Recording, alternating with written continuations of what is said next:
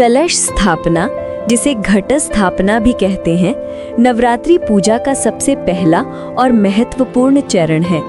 ये ब्रह्मांड का प्रतीक है और इसके माध्यम से हम पूजा के लिए देवी देवताओं का आह्वान करते हैं।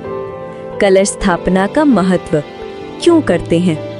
ब्रह्मांड का प्रतीक, कलश को ब्रह्मांड का, भगवान गणेश का और सृष्टि का प्रतीक माना जाता है।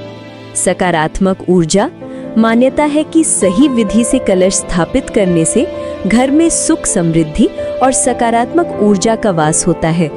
देवी देवताओं का आह्वान, कलश में पवित्र जल भरकर उसमें सभी पवित्र नदियों, सागरों, देवी देवताओं और ग्रहों का आह्वान किया जाता है, जिससे वे पूजा में उपस्थित होते हैं। कलश स्थापना की विधि कैसे करें? स्थान की तैयारी, घर के उत्तर पूर्व यानी ईशान कोण में पूजा स्थल को साफ कर गंगा जल छिड़कें। जौ बोना, एक मिट्टी का चौड़ा पात्र लें, उसमें मिट्टी की परत बिछाकर जौ डालें, फिर से मिट्टी की परत डालें और हल्का जल छिड़कें। कलश तैयार करें। एक तांबे या मिट्टी के कलश पर स्वास्तिक बनाएं और उसके गले में मौली यानी कलावा बांधें। कलश में जल भरें। कलश में शुद्ध जल या गंगा जल भरें। अब इसमें सुपारी, सिक्का, अक्षत यानी साबुत चावल, दूर्वा, लौंग और फूल डालें। पल्लव रखें। कलश के मुख पर आम या अशोक के 5 या 7 पत्ते रखें। नारियल स्थापित करें।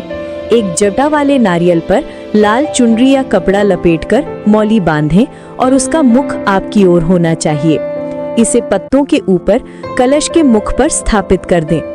पूर्ण स्थापना, अब इस तैयार कलश को जौ बोए हुई पात्र के ठीक बीच में रख दें।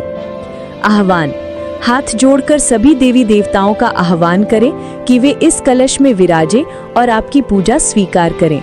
शुभ मुहूर्त में कलश की स्थापना करना अत्यंत फलदायी होता है।